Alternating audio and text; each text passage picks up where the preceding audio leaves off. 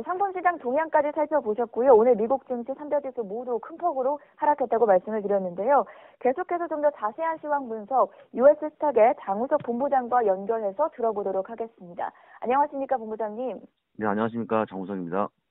네, 오늘 3대 지수 굉장히 큰 폭으로 하락하면서 마감이 됐습니다. 3대 지수 모두 지난주 금요일을 중심으로 베어마켓에 진입해 있는 상태인데요. 오늘 미국 증시 어떻게 평가할 수 있겠습니까?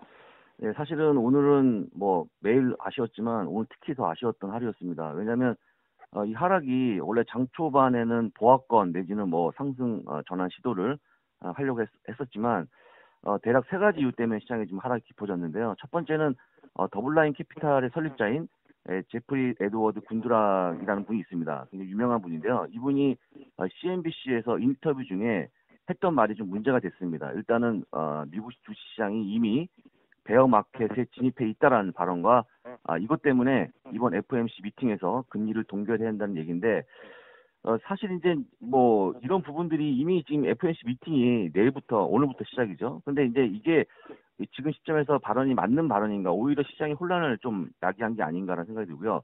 여기다 한마디 덧붙인 게 2019년 시장도 그리 좋지 않을 것 같다는 언급이 나와주면서 사실은 이제 투자자들의 심리가 더 얼어붙은 게 아닌가 싶습니다. 일단은 기본적으로 트럼프도 금리 인상을 고려하고 있는 연준을 트위터로 비난하고 있는 그런 상황에서 연준이 고민이 깊어지고 있는데요. 저 개인적으로 보기에 그렇다고 그러면 이번에 금리 동결을 하면 시장에 정말 호재가 될 수 있을까 하는 의구심이 드는데 오히려 그냥 가만히 있는 게 낫지 않을까 싶었는데 오늘은 이런 말 때문에 좀 시장이 하락하는 모습을 보였다고 좀 보시면 좋을 것 같고요.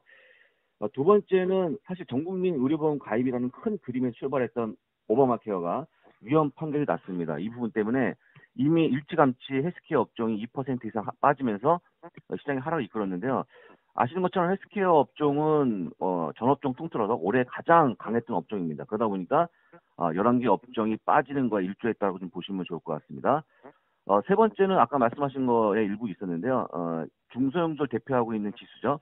러셀 2000 지수가 드디어 오늘로써 이제 고점 대비 20% 이상 하락하면서 약상 지름을 알렸습니다. 그러다 보니까 정말 이제는 끝난 게 아닌가라는 어떤 그런 분위기.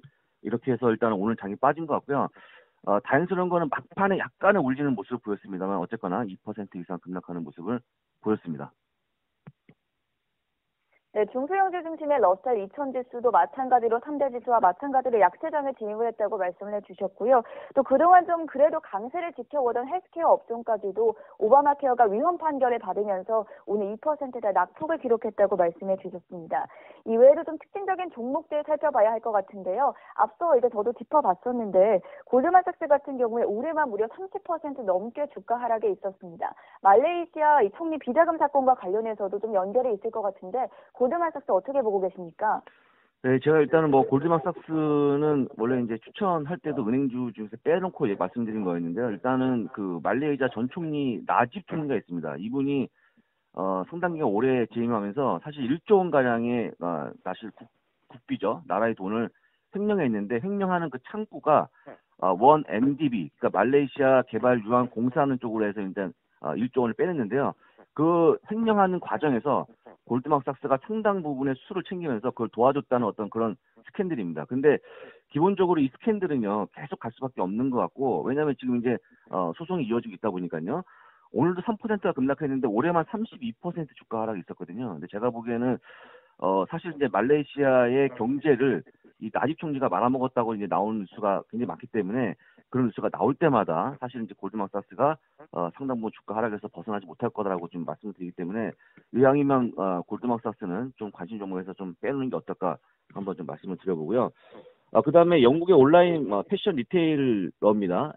ASOS라고 하는 업체에서 아마존의 이익이 감소할 걸로 예상했습니다. 이게 사실은 별거는 아닌 것 같은데 시장이 안 좋다 보니까 이런 뉴스조차도 이제 시장에 그 주가를 떨어뜨리는 요인이 됐는데요.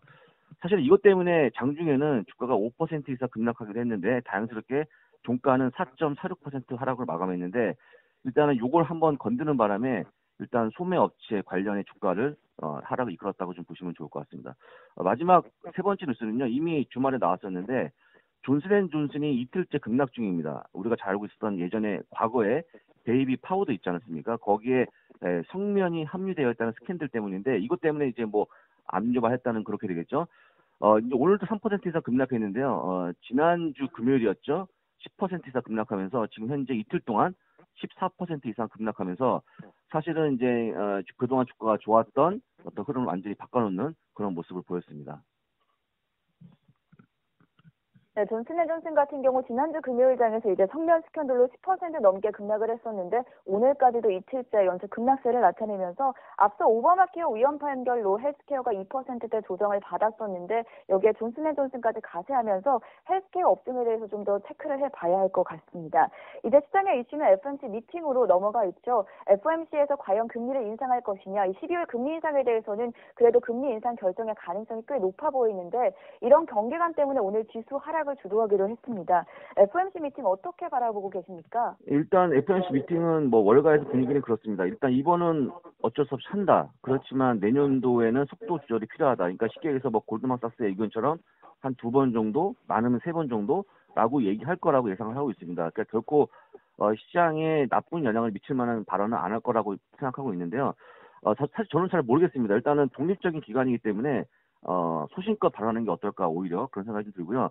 그건 어차피 이제 그분의 말에 달린 거니까 일단은 그거는 보시면 좋을 것 같고 오히려 우리는 18일 날 장 마감 후에 실적이 발표하는 마이크론 테크놀로지 그다음에 20일 장 마감 후에 발표하는 나이키 실적을 보면 어떨까 싶은데요.